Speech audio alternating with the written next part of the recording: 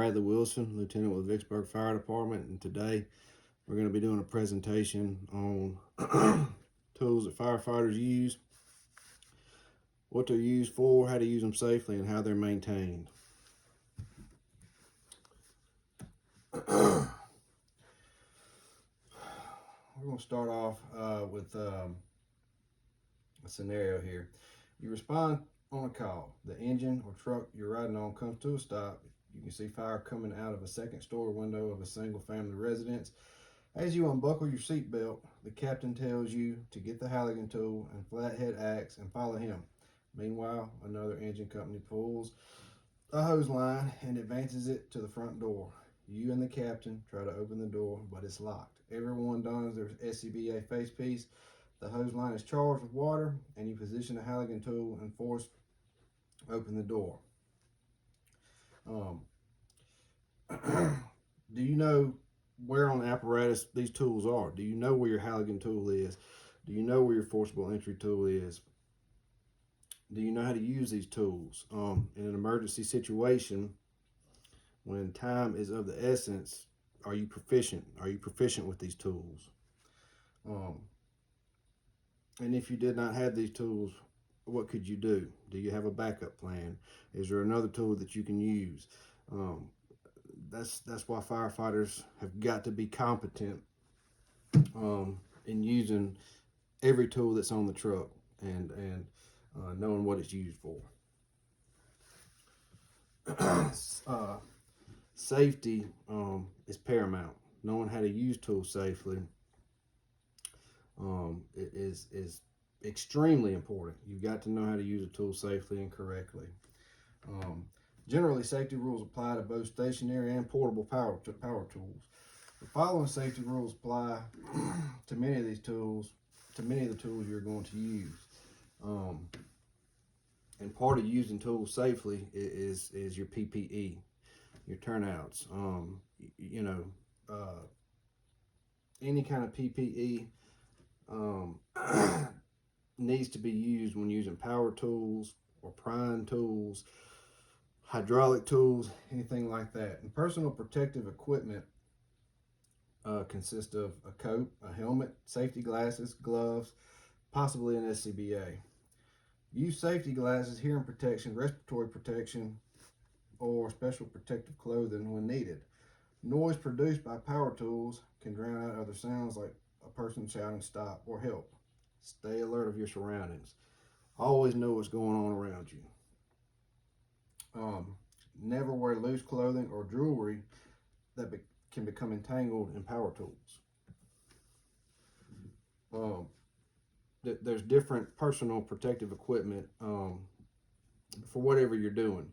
For structural firefighting, this usually consists of a helmet, a hood, eye protection, gloves, turnout coat, turnout pants, boots, SCBA, and a pass alarm. When it comes to wildland firefighting, it's different. Your PPE is going to consist of helmet, gloves, shroud, Nomex pants, Nomex jacket, eye protection, wildland boots, two-way radio, fire shelter. Here's some more safety tips when it comes to tools and PPE. Always use the right tool for the job. Forcing a small tool to do a big job causes the tool to strain. A strained tool can kick back or break, causing injury. Never use a tool that you are unfamiliar with. Always get proper training. Always be proficient and know how to operate the tool that you're trying to use. Before each use, inspect your tools. Check the alignment of moving parts, breakage of parts, and cracks. When you're tired, your attention span is reduced. Pay attention to your work. Is very important. Let me repeat that. Paying attention to your work is very important when working with tools. Make sure you're fit to do so. Disconnect the power source when performing maintenance, cleaning, or changing blades or bits on electric or battery powered tools or cutting tools. Be wary of dropping tools. Don't rest a tool on the edge of a workstation. Secure tools when working at heights. Not securing tools and working at heights, I've seen it happen. working on a ladder with a Halligan or an axe or a pry bar, or working on a roof with any of those tools, it can fall and it can hit somebody. I've seen them fall. So it's important to secure your tools and always be mindful of working with tools at height. Um, um, Never lock a tool in the on position if you are working under conditions that require you to stop the tool quickly. Guarding is one of the best ways to minimize a hazard. Make sure that machine guards are in place on large and small equipment. Use and operation of tools. The best way to learn how to use tools and equipment properly is under optimal conditions of visibility and safety. In the beginning, you should be able to see what you are doing and practice without endangering yourself or others. As proficiency increases, practice using tools and equipment under more realistic working conditions. Eventually, you will be able to use tools and equipment safely and effectively, even in darkness or smoke-filled buildings. You need to be able to work safely in hazardous areas where you are surrounded by noise and other activities while wearing all your protective clothing and using your SCBA. I think that's an important point right there. When you're in a fire and you've got an SCBA on and you've got your turnout gear on, it's hard to see. A lot of times there's flames and smoke. It's hard to see. It's hard to hear. So you have to be proficient with working with your tools in that kind of environment, and that takes experience. If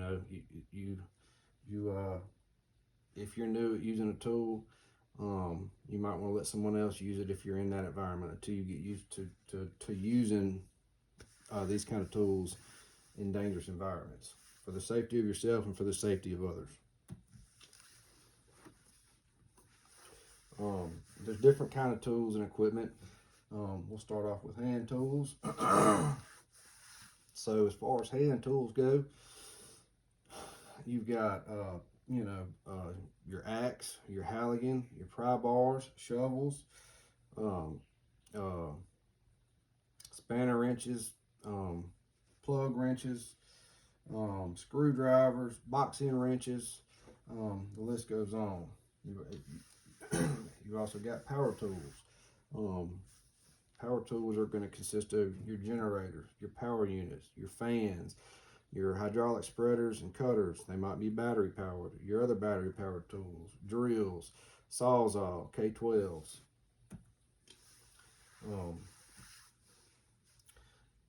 Tools have a specific function, and it's important to know what the function of that tool is. You don't want to use the wrong tool for the wrong job. An engine or truck company carries a number of tools and different types of equipment. Often, the easiest way to learn and remember these tools is to group them by their function. And most of the tools used by fire departments fit into one of the following functional categories: rotating, pushing or pulling, prying or spreading, striking, cutting, and multiple use. Tools that rotate. You got box end wrenches, open end wrenches, pliers, hydrant wrench, spanner wrench, pipe wrench, screwdrivers, socket wrenches. You've got tools for pushing or pulling: pipe pole, K-tool, pry bars, rubbish hook.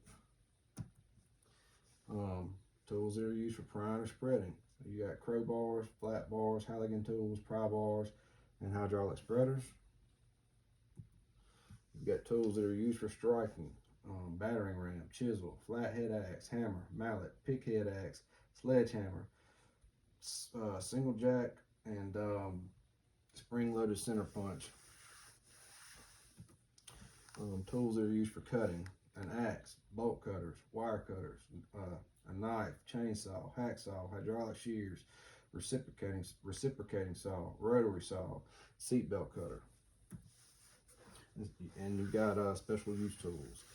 These can consist of a pulsaki. The pulsaki axe is a special forest fighting tool along with the standard single matic blade for dirt rubbing and trenching. You're not going to see these tools in structural firefighting. These are tools that you'll see more in wild and firefighting. Other special use equipment, extrication tools, hydraulic spreaders, airbags, air chisel, come along, high lift jack, cribbing, hacksaw, socket set. Tools are going to be booked into 4 categories. We'll start off with power tools. You've got electric power tools. This is going to consist of blowers, circular saws, reciprocal saws, and drill motors. and what they're saying, what they're talking about here with electric is tools that you're going to plug in. A lot of these tools can also be battery powered, but as far as these tools right here, we're going to be talking about tools that are plugged in. And you got battery operated. You got drills and reciprocal saws, just like the ones we just mentioned that run off of an outlet. You also got them that are battery powered. You've got hydraulic tools. These are going to consist of spreaders, spreaders and cutters, your Hurst and your Homatro and your bottle jacks. You got gasoline powered tools. These are going to consist of chainsaws, rotary saws, generators, blowers, power units. As far as your gasoline powered tools go, a lot of times these are there's a little bit more maintenance involved with them. A lot of the time there's a little more skill involved in them. You got to be proficient in maintaining, operating safely. How do gasoline powered tools function? Like I said, maintenance on them is usually a little bit more complex than electric powered tools, and understanding how they operate will help you better operate the tools, maintain the tools, and operate them safely. So you've got a 2-stroke engine and you've got a 4-stroke engine. 2-stroke engines operate different than 4-stroke engines. They're more of a simple engine. Some of the 2-stroke basics are 2-stroke engines do not have valves, which simplifies their construction and lowers their weight. 2-stroke engines fire once every revolution, while 4-stroke engines fire once every other revolution. This gives 2-stroke engines a significant power boost. 2-stroke engines can work in any orientation, up, down, sideways, which can be important in something like a chainsaw, because sometimes with 2-stroke engines or with tools that you need to use upside down, sideways, at an angle, that's what makes 2-stroke engines better for these kind of tools, because they can operate in different angles, in different orientations. These advantages make 2-stroke engines lighter, simpler, and less expensive to manufacture. 2-stroke engines also have potential to pack about twice the power into the same space, because they are they have twice as many power strokes per revolution. The combination of lightweight and twice the power gives 2-stroke engines a great power weight ratio compared to many 4-stroke engine designs. You don't normally see 2-stroke engines in cars. However, that's because 2-stroke engines have a couple of significant disadvantages that will make more sense once we look at how it operates. And you got 4-stroke engines.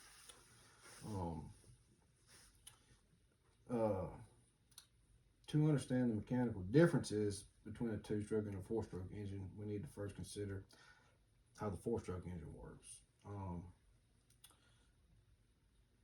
The 4 strokes of a 4-stroke engine are your intake, your compression, your combustion, and your exhaust. Each time the piston rises and falls, it turns the crankshaft, which is responsible for turning the wheels, which is converted into forward motion. the example they're given here is of a four-stroke in a car because most cars have four-stroke engines in them.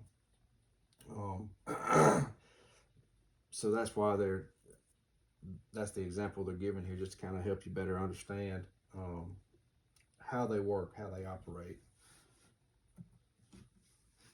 So some of the disadvantages of a two-stroke engine. Two-stroke engines wear faster and have shorter engine life than a four-stroke due to the lack of a dedicated lubricating system. Two-stroke engines require special two-stroke oil, also known as premix, with every tank of gas, adding expense and at least a minimal amount of hassle. Two-stroke engines are heavy polluters because of the simpler design and the gas oil mixture that is released prior to and in the exhaust. Two-stroke engines are less fuel efficient than a four-stroke engine. Two-stroke engines have a high whine that may exceed legal noise limits in some areas, depending on the product and local applicable laws. So some of we'll kind of circle back to the difference in two-stroke and four-stroke engines. Like they were saying, two-stroke engines they wear quicker. A lot of times they're more expensive to operate. They're louder. They have more emissions, but you get more power out of a smaller package. So that's why a lot of firefighting tools use two-stroke engines. They'll be in your chainsaws and your K12s. Pretty much your handheld motorized tools are going to have two strokes in them because they're smaller and they're more powerful, as opposed to like a four-stroke engine that's going to be in like your positive pressure ventilation fans, your generators, your power units for your hydraulic tools.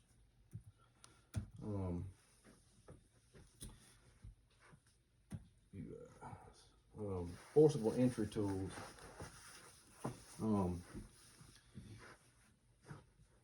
To understand your forcible entry tools, we're kind of going to go into what forcible entry is. Forcible entry is gaining entrance into a locked building or structure.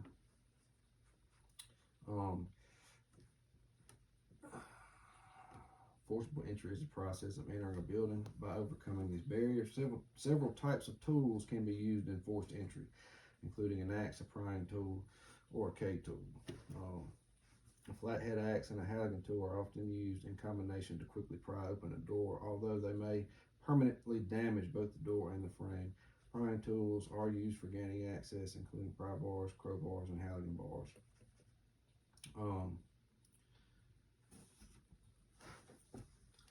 Various striking tools can be used for forcible entry when brute force is needed to break into a building. These include flathead axes, hammers, sledgehammers, and battering rams.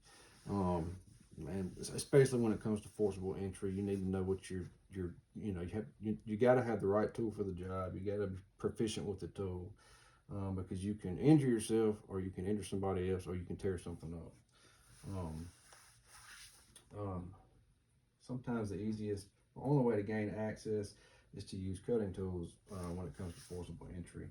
That's going to be your chainsaws and your K12s.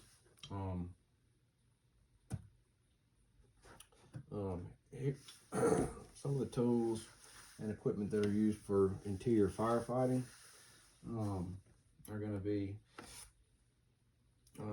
hand tools. These are going to be tools that you grab when you pull up on scene and you jump out of the fire truck. Some of these are going to be a prying tool, such as a Halligan tool, a striking tool, such as a flathead axe or a sledgehammer, a cutting tool, such as an axe, a pushing tool, such as a pike pole, a strong hand light or portable light. The specific tools that must be carried by each crew are usually defined in a fire department's training manuals and SOPs. The interior attack team is responsible for advancing a hose line, finding the fire, and applying water to extinguish the flames.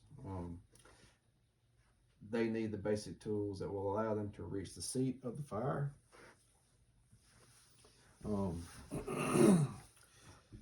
Tools and equipment for search and rescue. search and rescue needs to be carried out quickly, shortly after arrival on the fire ground.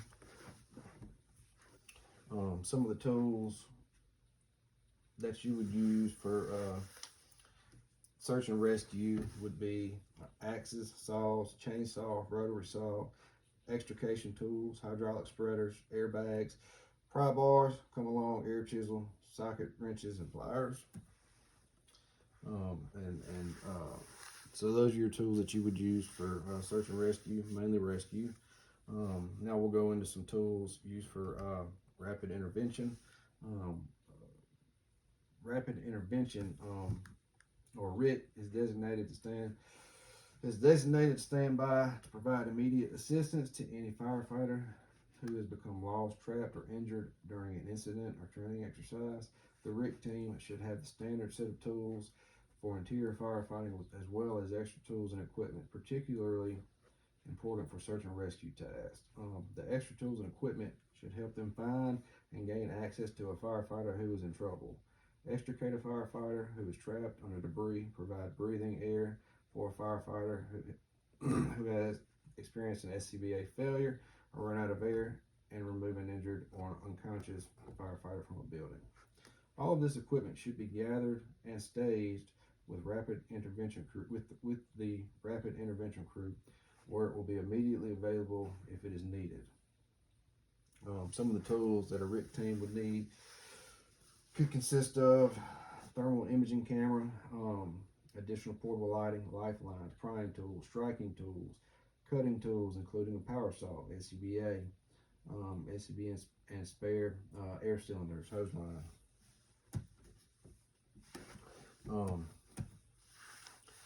You've got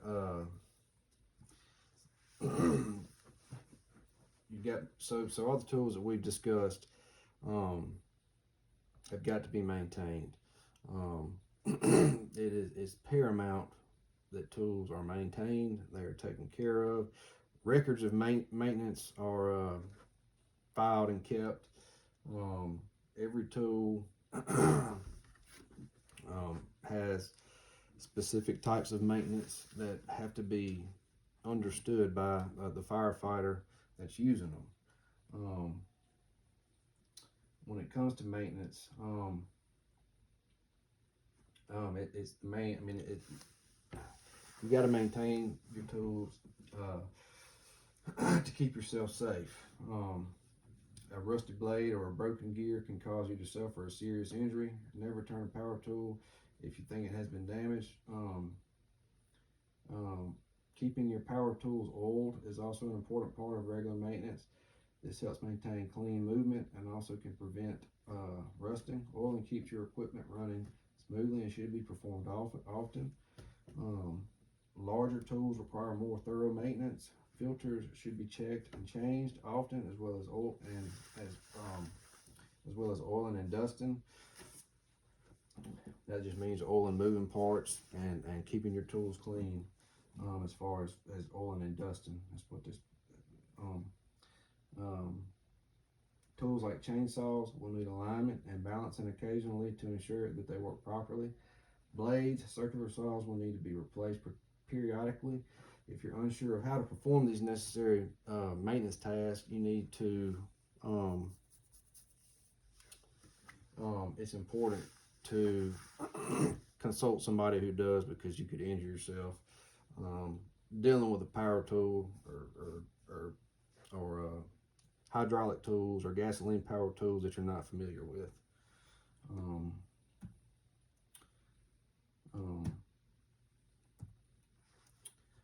So to kind of review, you have to, every firefighter has got to know where his tools are. He's got to know where they are on the truck, how to get to them quick. How to do it with his eyes closed if it comes down to it. It's extremely important for a firefighter or a driver operator to know where his tools are on his truck.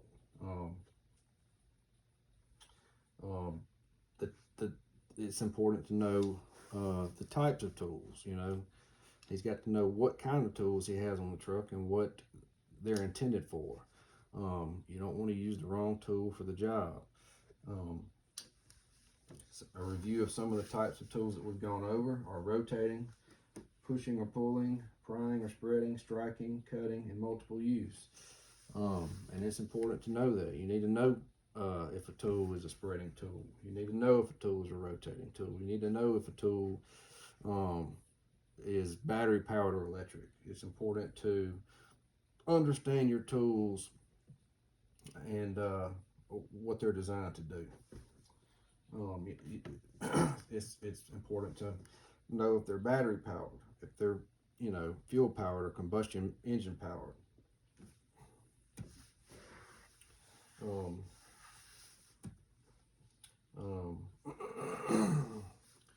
Rescue tools, ventilation tools. You got to know your tools. You got to know where your fans are. You got to know where your rescue tools are.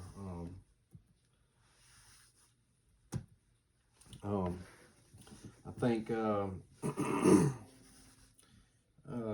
as far as equipment and tools goes, this is one of the most important sets of skills and knowledge that a firefighter can have.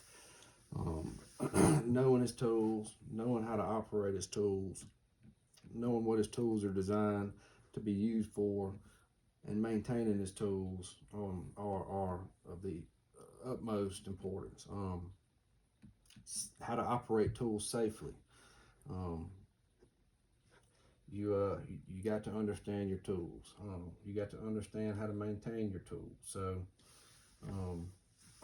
in this presentation, the objective was to go over some of the tools that firefighters might carry, know how to use them, know how to maintain them, know how to use them safely, know what they're designed for, and to kind of categorize them into different types of tools. I think that as long as firefighters and driver operators know their truck, know their tools, know how to operate them safely, then you can prevent injury or at least minimize it. And life safety is number one. So, like I said, I'm Lieutenant Wilson, Vicksburg Fire Department, and it's been a pleasure giving this presentation.